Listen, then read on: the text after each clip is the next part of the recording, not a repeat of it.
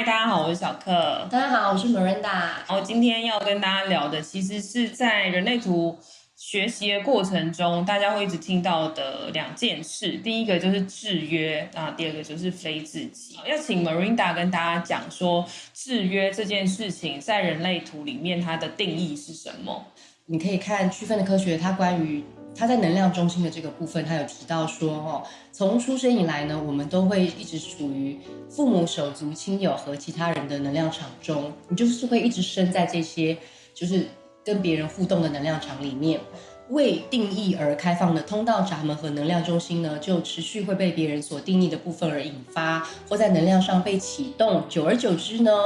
那本身的能量场以及不断增长的期望，就会带给我们微妙又深刻的影响。这就是人类图系统所描述的制约。好，那这里面其实有蛮多专有名词，小克你要不要跟我们大家解释一下？就是这些，你觉得它到底是一个什么样的意思？因为一个人他一定是依附着家庭才能够顺利的被养育成人，然后长大，活在这个世界上，然后接下来出社会。所以在原生家庭的这一段时间，其实就是每一个人最深也是最初步会接触到的制约。所以依照这个状况来说，其实我们就可以知道说，其实人类图在讲制约这个词的时候，它其实并不是负面的意思。很多人都会跟我说，比如说有时候我们聊天啊什么的，然后大家就会说：“哎，你被制约了啦。”那你自己听到这句话的感受是什么？我听到这句话的感受，有时候我就会说：“对啊，我是啊。”制约这个字好像有点陌生，大家好像有点不习惯，因为我们真的很少在我们日常生活中用制约这两个字，对不对？但我们其实比较常用的是习惯。制约听起来好像就是控制跟约束这两个词合并起来，你就会觉得，因为没有人想要被控制或是被受限嘛。就像你讲，它其实真的比较像是一个习惯，或是我跟你在一起的时候，我很习惯我们的互动模式是这样。所以其实如果我们从这个角度出发的话，你跟不同的人在一起，你其实会有不同的模式啊。比如说，我可能跟我妈在一起的时候，我跟我妈撒娇的那个习惯，跟我跟我男朋友撒娇的那个方式肯定是不一样的，对不对？所以我们的这个，我们讲就是这个制约的部分，它有可能会因人而异。像我们两个现在坐这么近，我们就是互相在彼此的能量场之中嘛，所以Marina 有的通道我没有的，我就会因为跟他相处久了之后，我会开始学习说，哦，原来他是这样子展现他的天赋才华。其实你知道了你的人类图，然后你知道你什么地方有颜色，什么地方空白，然后你有怎么样的才华跟人格特质以外，我有的通道或是我有的有定义的能量中心，都是我可以仰赖持续运作的能量嘛。但其实没有的空白的中心，它会产生制约跟非自己的行为，也是一种学习的过程。因为透过你的空白中心，然后去学习别人是这样的行为，你就会明白说，哦，原来就是这世界上有很多不同的人啊，然后他们在面对同一件事情的时候，跟你的想法跟做法是完全不一样的。接下来我们就要讲到非自己嘛，然后空白中心的非自己就会是源自于说，因为我是一个开放的中心，我就是要来学各种各样的形式。像我自己是意志力中心没有定义。然后你的意志力中心是有定义的，对不对？所以我的空白意志力中心就会很容易产生非自己的行为，就会举例来说，我就会很想要学有定义的意志力中心做一个 plan， 做计划，然后照着计划照表操课，拟定一个比较长远的计划，空白意志力中心就不适合这样做，可是我会想要学，但是如果我不知道我自己是这样运作，我只会一直落入那种天哪，我就是一个虎头蛇尾的人，我好糟糕哦，我好糟糕哦什么的。可能有很多人在这个地方，你还不知道就是制约到非自己之间的关联。就比如说哈，假设我是他姐姐，然后我从小到大就跟他一起长大，然后我是一个非常会计划的人，就是我每天都会。定好我的行事历，然后我每天也都会写日记，然后她是我妹妹嘛，所以呢，她就从小到大都跟我一起长大，然后就耳濡目染，然后可能在长辈的眼中也会觉得姐姐这样子比较好，就想我姐姐好有纪律哦，好规律哦，然后就觉得说，就是什么事情就是要用姐姐这方式，所以呢，其实这个在中国的家庭里面也是很普遍的嘛，对不对？就是老大就是要做一个榜样，然后你如果真的做得好，那弟弟妹妹就要跟着学。所以这就是一种无形的制约，因为我们可能会以一个人的模式，比如说我的固定的模式来当做一个范本，然后当做一个楷模。那好啦，那你们后面这些弟弟妹妹们，那你们就要跟着我。所以呢，就对他来讲，他就会，这在他的心中，他就会一直觉得说，这样才是对的。这样才是好的。但是回到他自己的设计里面的时候，他可能并不具备有我这样子的特质，因为我可能是天生就很适合做计划的人，但他可能并不是要这样子来到，就是他的来的目的不是来做计划。我不是这种畸形啊。对，像小克就会觉得很痛苦，因为他就会觉得说，别人都做得到，为什么我做不到？最简单明了的制约就是我好想要变成谁。我好想要拥有什么能力，对啊，然后你就会忽略你本来有一个更棒的另一种能力。所以你不觉得这个东西其实你把它就是放到其他的层面，其实都是如此嘛？然后就像我们永远都会有我们没有办法拥有的能力呀。大家学人类图其实是为了要让自己的内心不要那么受苦嘛，然后多爱自己一点嘛。可是却有人学了人类图之后就会说，一直到处的去检视自己有没有非自己跟制约，然后更加的往心里去鞭打自己。我觉得这件事情就是完全不必要存在。就是如果你在学人类图中发现你真的自己有一些空白中心的非自己，或是你理解到小时候的成长环境，然后或是同侪啊兄弟姐妹之间给你怎么样的制约，就是知道了，但是不要再责怪自己了，因为制约这件事情它真的没有错。因为例如说像我们刚刚举例那个计划这件事情嘛，空白意志力中心人不是一定都不能做计划，只是说做的计划我们没有稳定的那个意志力去拿捏，就是它执行的过程，所以那个计划很容易到最后不会照着计划进行。但是事件会不会做完，事情会不会达到目的，其实常常空白意志力人都是达标或超标的，只是他不会是先做了一个纸本的计划，然后照那个计划去走。那在这样还没有达标的过程中，就是空白意志力的人就会责怪自己说，我连我自己做的计划我都没有办法执行，运作的方式就会跟有定力的人不一样，不需要去就是强迫自己一定要跟别人一样。其实制约呢，因为它是一个很中性的词哦，就是它并不是不好的，所以但是你会被制约的地方，它是一定是源自于你原来并没有一个稳定在运作的模式，所以你才比较容易受到别人影响嘛。对，这是最基本的概念，对不对？所以你空白中心的这些能力，就是空白中心是你学习、你累积智慧的地方。其实我可以用我这个空白中心去学啊，比如说他可以学 Miranda 做计划的方式，他也可以学 Angela 做计划的方式，他也可以学 Jennifer 做计划。他其实反而是这个空白中心，如果他愿意的话，他就可以学到很多很多千变万化不同的做计划，所以他们非常有可能，他只要不要在那边执着于我一定要做的多棒多好，我要跟谁一样的时候，其实他们很多时候是最容易整合，或者是最容易集结大成。开放中心其实是我们累积智慧的地方。对，人的基因底层设定就是很想要去拥有我没有的东西。所以人类图的存在其实就是时时刻刻在提醒你自己说，你就是拥有这样的技能，但你不可能18般武艺样样精通嘛。就是你再强，你也不可能什么都非常的厉害，你一定会有不擅长的事情。可是你知道很多人为什么会把制约讲成是一个很负面的词？其实就是因为我们通常都会看到别人的缺点的时候，我们会批评他，然后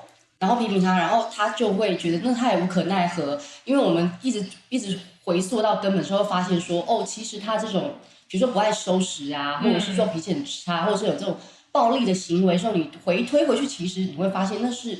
他爸爸可能就是这样子，对不对？他家里面的成员可能就是有这个模式，然后呢，那个刚好是他开放的中心，所以他就耳濡目染，他从小到大他就觉得。那他就一直在学说，遇到事情暴力，对啊，那这就是一种我们讲，就是它也是一种制约哦。我觉得很多人会讲制约，把它认为是一种负面的制约，是因为我们比较容易看到就是哦，比较容易举到的例子，或是别人在意的事情，都是可能是具伤害性的，或是侵犯到他人的。对，因为如果是优点，我会觉得是这个人天生的优点，可能跟他的原生家庭或者是什么，就比较不会想到是制约两个字，你不觉得吗？对，比如说他很整洁，他很有礼貌，然后他举止得宜或什么的。其实也可能是因为他的父母亲从小到大给他的这个，在这件事情上面特别的注意，那就是一个好的制约。所以你看，制约其实真的是有，可以从良性的角度来看，其实也可以说对他也会有负面影响。所以你看身教是真的很重要。刚刚提到空白意志力中心，我可以举一个很有趣的例子跟大家分享，就是我自己平常是有在做一些空中运动嘛，就是空中瑜伽、空中环那一类的。那有一次很有趣，就是我跟我的老师还有大概其他8位同学，就加我们有10个女生，就一起去下午茶。因为大家知道我在学人类图，于是就非常开心的，就每个人都去跑人类图，然后给我看。那我没有办法一次看10个人的图嘛。所以呢，我就快速的扫了一下，我就发现一个共同点，我真的是笑出来。是我们那一次下午茶的时候，我就发现全部10个人，包含老师、意志力中心都是空白，或是完全空白，就是都没有颜色。那很多人就会想说，哇，就是空白意志力中心就让自己很受苦啊。我就说，对啊，你知道我们练那个空中瑜伽或空中环的时候有多受苦吗？有多累吗？而且我笑出来的原因是因为这些同学都很强。包含老师也是一个很强，然后会是代表国家在外面巡演的那一种，在这个运动上面的运作就非常完美。因为空白意志力的特色就会是我永远都觉得我不够好，我可以更好，然后他这个运动就是需要一直突破自己的极限嘛，你要一直去做出一些很夸张的动作。我就想到说，每次老师示范了一个就是很花俏的空中环的翻滚啊，然后单脚夹的动作的时候，大家都会看完示范就说：“老师怎么可能？我们办不到。”然后可是他们嘴巴一边这样讲，然后手上去就啪啪啪啪啪就翻完了。空白意志力中就哀叫说：“怎么可能？我办不到！我不要不要不要！”然后他一上去就是。因为他没有稳定运作的意志力嘛，所以他也不知道，就不知节制。然后就是我拼了，我冲了，然后一上去之后就翻得很好。所以前阵子就是我的瑜伽老师就办了一个学生的成果展，每一个人的进步之神速，这些空白意志力中心进步之神速，你真的吓坏。可是，在空白意志力中心本人身上，会不会觉得很受苦？一定会。那个很受苦是你内心的感受，因为我会觉得我好像还不够好，可是其他人看来就会觉得天哪，你们好厉害，我们进步好多，你们好棒哦。所以那个很受苦那件事情是你很内在、很个人的行为。所以有定义的意志力中心可以理解这种状态吗？不行，我其实是真的，我跟你讲白了，就是我真的没有办法理解一个人为什么要一直说觉得自己不够好。我是讲白了，就是，所以我每次听到有人这样子跟我说话，或者说我觉得我自己我就真的会想跟他讲说，你明明就做得很好，而且我跟你讲，就是对你有做得不好的地方，但是你有做得好的地方，你就不能看你自己做得好的地方嘛。然后我都常常觉得说，你们要这样子自怨自艾人生到什么时候？然后呢？可是我后来我发现一件事情，就是这一些觉得自己不够好的人，也对他来讲好像是一种驱动力，你知道吗？就是因为他就是因为很想要更好，对，或者是很想要突破，或者是很想要怎么样，那某种程度他就会一直在那件事情上面较真，然后一直在这些就是一直努力不懈。那有的时候像我就会觉得说，哦，我有做到这样就好了，因为你也知道，就是我们很多时候就是。那件事情可能并不是你真的很想要做，你只是因为大家起哄说，就有没有回到你的内在权威？对啦，如果你没有的话，你就是去做了一个你为了用意志力碾压而硬去碾压的事情，做到后面你就会开心，所以还是要回到内在权威。对，那我们既然讲到就是制约，那你觉得你自己有什么是就是被制约的部分？小时候啊什么的，你现在有什么习惯是你觉得？是你摆脱不掉，然后真的就是已经固定成型在那边的。就是学人类图之前，我真的会像刚刚稍微聊到那个空白意志力中心的非自己嘛，我就是很受苦这件事情，因为我永远都觉得自己不够好。然后可以举，对你真的一直觉得你自己不好，真的觉得你有病，然后呢？对，这就是那个我跟 Miranda 很常会出现的对话，因为他有定义，我没有定义，所以我们就是会这样。可是旁人看起来，你看像我们这样的互动，旁人看起来就会想说，我好像被骂了，或我好像被指责了，其实没有，就是我自己到现在是会觉得说，就例如我小时候啊，我们小时候要考那个高中联考的时候，然后我的英文差了一题就满分。然后我去拿成绩单的时候，我只开心了1秒钟吧。就是那时候老师发成绩单的时候，就还从底下抽了一张说：“哎，你英文考很好，差一题就满分。”然后我当下开心了1秒，我立刻懊悔说：“为什么我会错那一题？我就差一题就100分了。”所以你觉得你是被分数给制约，是不是？是从很小的时候，就是我觉得以我们这个年代的父母就会很希望小孩可以多念书嘛，因为他们年轻的时候教育的那个资源没有这么的发达，所以他们就觉得念书可以出人头地。所以我从小到大，我爸就是会一直用这样的方式鞭策我，就说，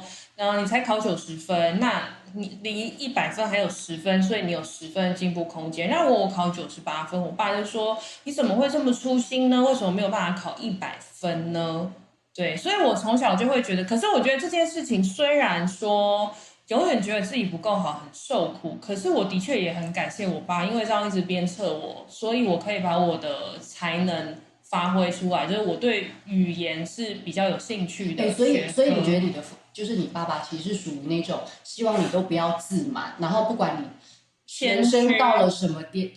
达到什么成就，说你永远都还是要看你自己。对，还有什么地方可以再加强？我觉得这好像也是一般就是华人父母的习惯。是，我跟你讲，你讲到这个，我突然想到一个，就是因为我现在就是移民到新加坡了嘛，然后我们就有的时候我们就是会跟一些华人的父母啊，或白人的父母，就是会在一起聊天的时候，然后我们就有发现一件事情，就是如果今天是华人，不是说全部，我说大部分，就是如果是华人的父母的话，你会发现说，如果今天你称赞我的小孩，说，Mason 好可好乖，他都会 share， 他都会分享，没有，对，华人的爸妈一定会说，你的小孩才棒，没有，他不谦虚，而且对，华人就是要谦虚，然后他就会说，没有，我的孩子没有，他只是在外面，我跟你讲，他在家才不是这样，他在家也是跟他妹妹一天到晚抢玩具，有没有？可是如果你今天对白人的孩子称赞他说，哦，他真的是很棒，他妈妈马上就说，对，谢谢，就是我也觉得他很棒。对，然后我们就真的文化的这个是不是这个文化的东西？对，然后我觉得也并不是说就是白人的那个意志力中间都有定义，或者华人都没有，跟那没有关系。这个就是一个大环境，对社会的价值观，对，然后这就是一种制约，可是这没有真的不好，但是我们所谓说就是很受苦，其实就是又回到讲说你自己内心很受苦，或是你因为这样而讨厌自己，其实是真的没有必要的。对啊，98分就已经很好了，你还想怎样？像我就觉得可以考个及格就很不错了。对，然后后来才就是知道了人类图之后，其实我们也一直在学习，空白意志力就会去学习那个有定义的意志力的这种自信满满，就是人家夸奖他就是脸不红气不喘的收下，就哇好美，然后人家就说对我觉得很美这样。没有，不是。对，我跟你讲，这其实对，这就是看到的事实，然后跟空白意志力中间就是没有办法说出这种话。其实我是真的觉得说，就是其实他真的好像跟这个大环境真的是有关系。对。然后如果大家回到你自己的设计，还是会有一些差异性。但是如果我们可以理解到说，其实很多时候我们自己觉得有一种很不舒服的感觉，或者是说好像很难挣脱的感觉，或者是很难摆脱。其实很多时候是因为我们的这些限制性的这些教条跟限制性的想法太根深蒂固，太强了。人类图是一个工具啦，它是其中一门工具，然后让你去了解到你自己被制约的模式，然后也给你一个方法可以练习去制约。对，当然它就是其中一条路。对啊，所以也不要就是学人类图之后，你就觉得说啊，这个人被制约，然后好像很蠢啊，而且也不要觉得说7年好像自己就可以脱胎换骨，对，也没有，真的，所以我觉得有时候你还是会有新的制约啊。对啊，就是你只要理解说这个世界是这样运作，然后你自己是这样很特别、很美的一个存在就可以了。然后我觉得最重要的就还是一样啊，老话一句，就回到你的内在权威，然后一定要爱自己，因为不管是被制约的你，或是已经去制约的你，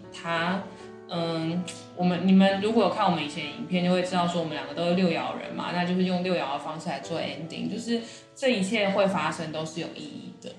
就是如果你被制约、被